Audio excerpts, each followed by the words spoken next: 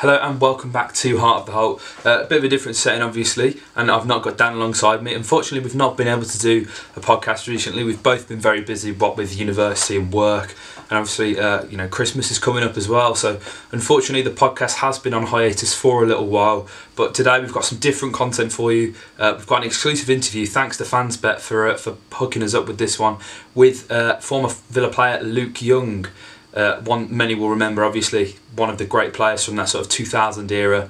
A fantastic fullback for us. Served us very well, and Ryan has sat down and had a nice little bit of time to speak with him about his time at Villa, and also the FansBet Star Sixes tournament that is coming up shortly. So we encourage you guys to check that out. And Luke is actually playing for England and representing England in Glasgow for the FansBet tournament. So it'd be great if anyone's in the area to go and check him out, because it's always a good laugh. So now I will pass you on to Ryan, who has exclusively interviewed Luke Young about his time at Aston Villa and FansBet. So hello guys, we're here with former Villa player and ex-England man Luke Young. Thank you, Luke, for joining us on Heart of the Holte. How are you doing? Yeah, all good, thank you. Brilliant. Now, I just wanted to speak to you about the up-and-coming FansBet Soccer Sixes in January, first of all. Now, which player are you most looking forward to playing with, and why in the competition? Playing with, in my own side, probably looking forward to playing with Joe Cole again. I'm pretty sure that he'll still be really fit, and in six-a-side football, you need to have legs in your side, and I think he'll be a great kind of five-a-side player, we would call him, in the training games that we used to have, and I think Joey Cole could be a big player for us. Yeah, okay. And who are you most looking forward to playing against, potentially coming up against? Probably my old teammate, Stan Petrov, maybe. Although he'll want to win it, so it'll be a competitive game. Whatever team Stan's playing in, he'll be going for the trophy, Stan. And other than that, maybe Ryan Giggs. Okay. Because I didn't really get too close to him 15, 20 years ago, so I'll be interested. He's in his mid-40s, whether I can get a bit closer nowadays. Brilliant. And which would you say, I mean, I've played both six-a-side and 11-a-side, obviously nowhere near the levels that you have. But which would you say is more physically demanding, six-a-side football or 11-a-side football? I think when you're a retired footballer at a certain age and perhaps not keeping yourself in the best shape, I think six-a-side can be the more challenging. Generally because of it's non-stop, you're involved throughout the game, and 11-a-side perhaps sometimes you can take a little bit of a breather and fill in at the back, but six-a-side it's non-stop. You get the jelly legs, and if someone's trying to get at you and you're struggling a little bit, it can be quite challenging. Yeah, I mean, I'd happen to agree with that. I mean, on an 11-side pitch, you can go missing at times. So, at the last Sixers event, it was Spanish right-back Mikel Salgado who actually finished top of the goal-scoring charts. Obviously, a player that plays in your position. Are you looking to emulate that? Do you reckon you can with a shout with the Golden Boot? Is that a trick question or a joke question? No. Genuine. Mikel Salgado did win the Golden Boot last time. I know he did, but are you asking me if I can win it? No, that's a genuine question. Listen, I know that you're not a coveted goal scorer or anything, but anything can happen at the 60-side game. Enjoy five-a-sides in training and used to get on the score sheet quite regularly, but I'm not sure I'll actually get the minutes required. Obviously there's some big players in the England side, so if I can force myself into the starting 11 and get the minutes, you never know. But definitely looking forward to getting forward and maybe nicking a couple. So have you been training for the Sixers event in January? Not so much football-wise, but I have started to do a few runs now, because I remember when I played in the last tournament, I was like a late replacement and perhaps hadn't been doing the physical activity that I should have been leading up to the game. And I remember the first game that we played in, I think it was against Spain actually, and I was really, really struggling in the first 2 or 3 minutes. But the next day I was a lot better. So I know this year I need to come into it in a bit of a better shape than I did last time. So Luke, you played for the Villa between the years 2008 to 2011, arguably some of the best football in my lifetime that I've seen at Villa Park. Now, in those 3 years at the club, who was the best player you played alongside and why? Oh, that's a difficult question. As you mentioned, we had a good side back then. We had Gareth Barry, Petrov, Milner, Young, Martin Larson, Richard Dunn, Dewey Downing. Really tough to pick one. If I had to go for one, I'd probably say James Milner. Yeah. And the reason being was that I could just tell that he was going to go on to bigger and better things.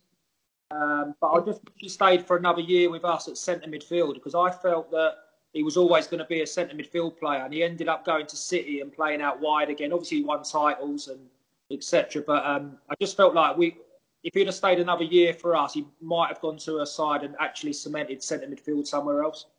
Yeah, I mean, I was always impressed with James's engine in the middle of the park. I was just, even when the game was, 70, 80 minutes old, he was still bombing up and down. I was always very impressed with James. So, yeah, that's a good shout, to be fair. Now, taking you back to that 2008-9 season, I believe that was your first season at the club.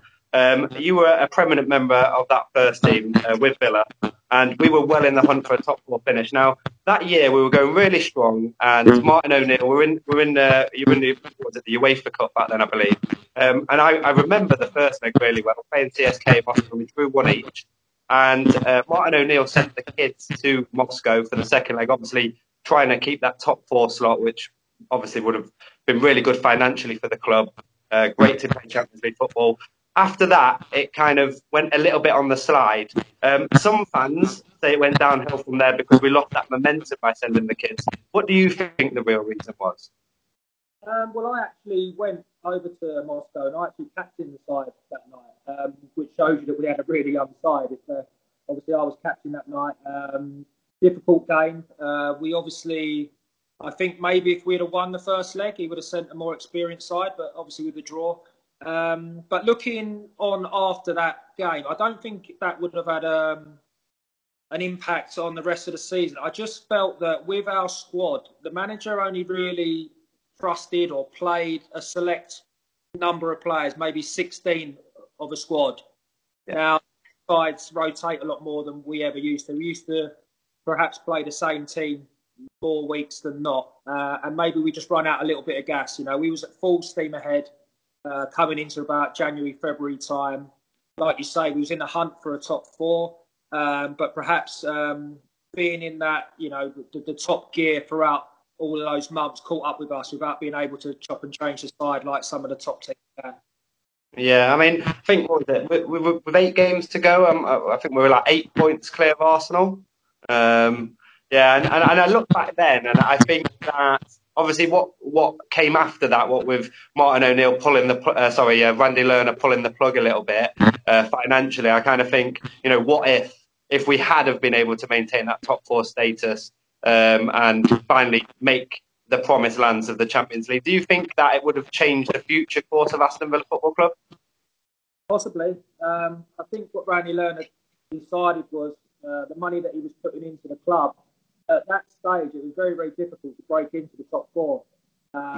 We didn't see something like Leicester did recently. That didn't seem like that could possibly happen back then. The top four was so strong, and it seemed like no matter how much money you put in it, unless you was going to go crazy money, the 5th and 6th was kind of the best you could aim for. And perhaps Randy Lerner looked at that and felt that he didn't want to keep shelling out money for come in the same position each year. I think we came 6th 3 times in a row. Yeah. I mean, I look back at that squad and I think Martin O'Neill did pick out some real gems. I'm talking about, the Ashley Youngs of, the world and James Milner and a few gems there. But I used to look at that squad and I think, if you're Aston Villa Football Club trying to compete for a top four, there was some players on that bench and they were obviously earning a fair share of money. And for a club like Villa, although it's a sizable club, I think it was just a little bit too much to be paying those kind of players on the bench that kind of money and not making the top four.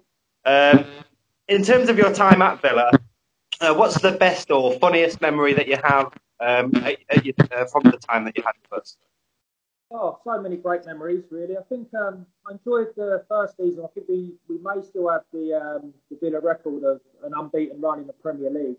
I think we went 14 games, perhaps. We really climbed the table. And obviously, when you're winning games, the spirit around the camp is top draw, So Going in every day was a fun place to be. Funniest moment at the club? That's a difficult one, really. We had some great times. I think perhaps when Gerard Houllier came in, he brought in a fitness guy. And, I remember being one weekend, and he made the boys do 5 laps of a pitch every time they played for a cool down. So watching the boys running round, slowly plodding for about 45 minutes while I was laughing at them through the window treatment room was quite funny at an occasion.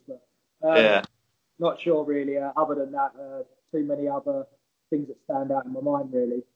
And at Villa, who was your best friend at Villa? I assume you had a best mate in the dressing room. I had a few good friends. Obviously, got on well with everybody. At one time, my little group was probably Richard Dunn, James Collins, Stuart Downing. But as I said, I mean, the guys were great. We had a great team spirit there, and obviously results went fairly well for us. We just couldn't quite, as you mentioned earlier, push into that top 4. But when you see the likes of some of the players that we had and where they went on to, Gareth Barry, James Milner, Stuart Downing at Liverpool as well, it showed if we could have kept everyone together for a bit of a longer period, you never know what we could have done. Yeah, absolutely. And lastly, Luke, thanks for going through your times at Villa there. Lastly, what's your predictions for the FansBet Star Sixes? Who's going to win it? And if it's not going to be you, who's going to take home the Golden Boot? It's always a difficult one trying to predict who's going to win these types of competitions. Last year, Denmark had a lot of younger guys who could get around the pitch and done really well. So sometimes it's about the age of your players and how athletic they are. If I had to pick one, obviously, I think we're in with a good shout, England. Rest of the world are going to be really strong. And I think an outside bet, possibly Wales. I think they obviously Bellamy and Giggs in their ranks. So it'd be tough to call, but looking forward to it.